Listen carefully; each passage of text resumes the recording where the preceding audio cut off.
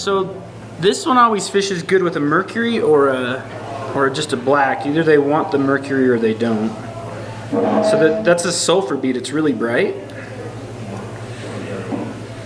Uh-oh, I just made a mess. Same hooks, 18 curved.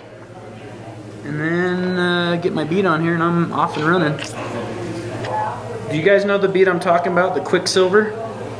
It's a really, really loud bead.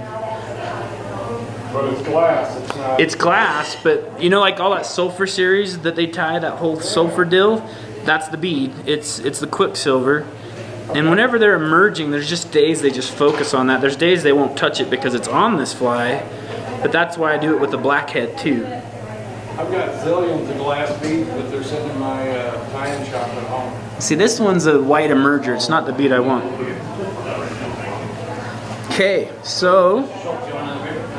What about a coppery orange? Perfect. Yeah, that'll go. You know what? The most important thing's what you think, because that's key. So is this another 2 beater or 1 beater? Single bead. And you're using just a clear bead? Uh-huh. And all I need, Dave, is a piece of UV crystal flash. What color would you like? Gray or pearl? Here we go, I got it. Gray, I like gray. I like that guy. Yeah. Just want a UV wing. We're gonna do a little UV bubble wing on this thing. It's gonna be kind of cool. All right, here we go. So Coke de Leon, little UV, and micro tubing, olive brown. What's that? Okay, here we go. All right, you ready? Am I live? I need a darker thread, but I'll just use this one. So usually I like a darker color, but I'm just gonna go with this because we're going. Okay, so here you go. Start it. I like to leave a little space. I don't want to create right against the bead, but just start there with a few turns. Now Coke, and I like something really mottled and dark for the betas. So just a normal medium part is great. And if you straighten it like that, it's easier to pull. Get like a good piece of like 10 or 12. Pop that guy. Same thing we just did. Hopefully I'm even. Kind of. Get rid of that guy. That guy's got to go bye-bye. Okay. Hell, I can't see. Okay, so all I'm going to do is literally lay this down from my tail. Does that look like it's even, or does it look like it all out of whack? That ain't bad, right? Good. Is it okay? Yeah. So I'm just going to lay that down like that. Take a little wrap around it, little guy like that, and I'm going to level it where I want it. So I'm going to literally go back a little bit. See, it's way too long. So now I'm just going to line up my tail. I'm just going to grab that whole thing and bring it forward so it's about there. Still, that's about right. And I'm just going to lay it down a little bit. And I like to go about on the bend, about there. And I lift it up and I'm going to crawl forward up to here. And then I'm going to do a little flay underneath. Lift that sucker up if I can. I might take my nail and pinch it. So it's kind of, I got a stray guy on that far side. Does that look better? Any reason you don't put a bump on that wood and go over the bump? Yeah, just because I used to on RS2s put a little dubbing, and you could do that. I want to keep it as thin as I can. I think one strand just lifts it, but it keeps it thin, so there's no...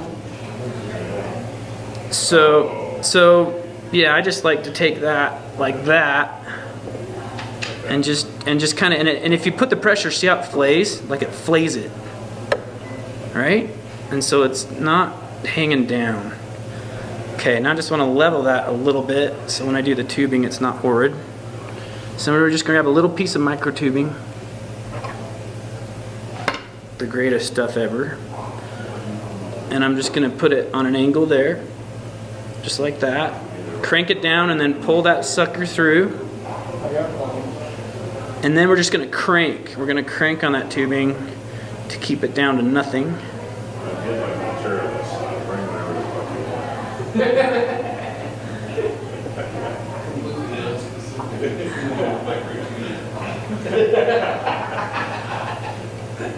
And what color you do underneath does have its effect. So the darker you go, the darker it is. This light thread's pretty good under this. So you're gonna just stretch it as hard as you can on that beginning, and then I'm just going to keep it tight. And then as I go forward, of course, I already built my taper, so I'm not gonna let off too much, but I'm gonna let off a little bit. All right, and then I'm just gonna pop that guy there, get a wrap on it, like that. Come on. And then I'm gonna bring this back, so I got those up straight, cut this stuff. Now this is the cool thing, I think. So I'm not gonna fold them back and fold them forward. I'm just gonna lay these down afterwards. So I'm gonna do my flash right here. So crystal flash. And this is the fun thing. You're gonna make these little emergent wings. So I'm gonna do, you can do this thing, which is good to get it going. Get it right on top. If it gets away from that guy, I'm gonna go right on top. That's annoying. Do a little pinch like that. I'm just gonna lay one back and lay another one back, same piece like that. Make sure they're off to the sides a little bit so they're like that.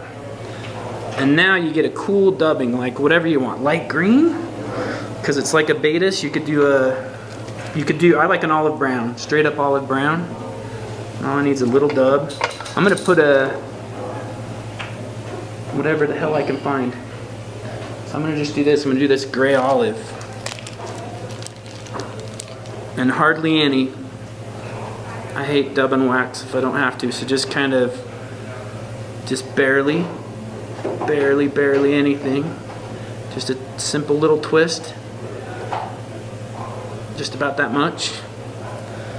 And we're just gonna go right, make a nice little buggy thorax. Ooh, I got a lot on the tail end. What kind of dubbing is that? This is Hare's Mask Gray Olive. Nature Spirit. Now this is the fun part. So all we're gonna do, does that look all right? What the hell?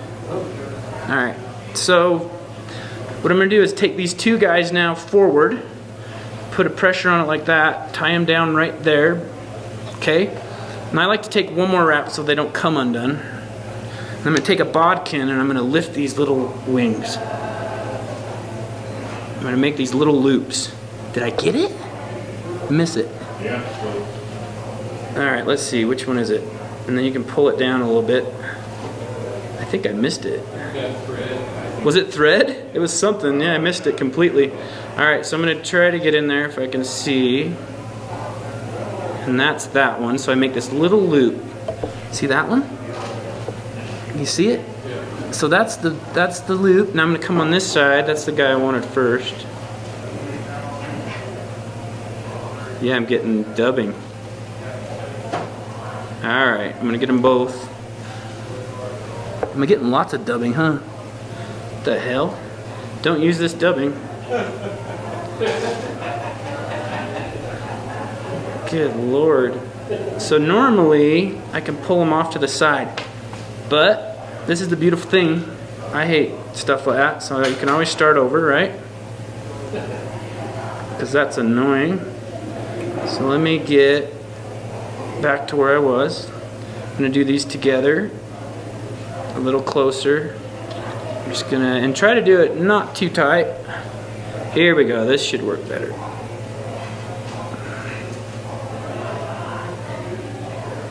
Some more dubbing. I think I'm just getting dubbing, Dave.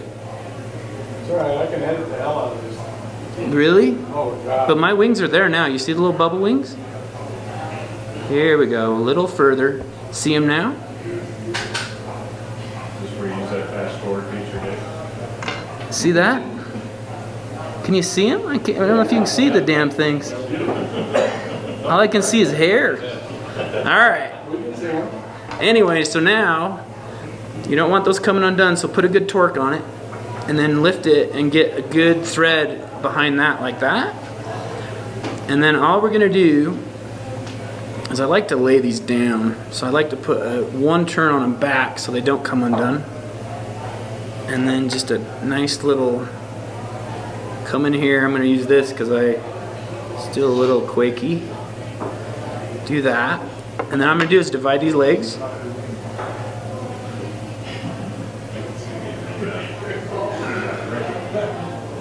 And divide these as well as you can and turn on those ones, turn on that one. It was so perfect you took it. And then just do a whip. It was realistic. What color thread would you rather use on this? Actually, this isn't a bad olive, just close to whatever the body is. So I usually go a little darker olive, but you could do an orange, like that little orange hot band, you know what I mean? Yeah. What about olive microtubing? Absolutely perfect, yeah. It wasn't like that. I always do him darker just because that lower Provo Betis is so dark. He's just pitch ass black, you know what I mean? So I like him a little darker. So then I'm just gonna come in and hopefully cut those without cutting anything else. Cut those short. And cut those short.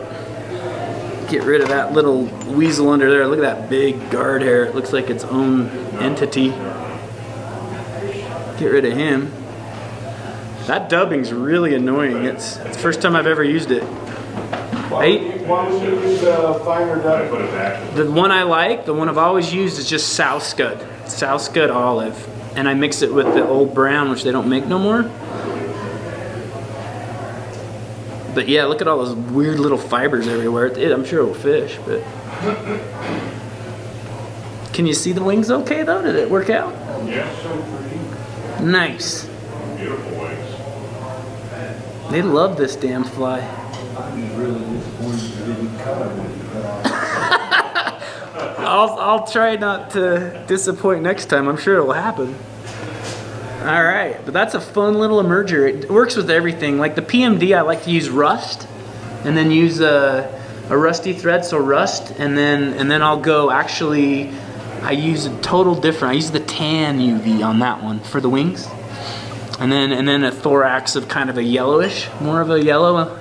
But that bead, they love it. If you get the bead, sometimes that's all they give a shit about. That's why they eat that zebra, you know, that little, because when they're emerging, they throw the light. But sometimes just doing that with the black bead's really cool too. All right. The legs were The legs are just Coke de Leon. down.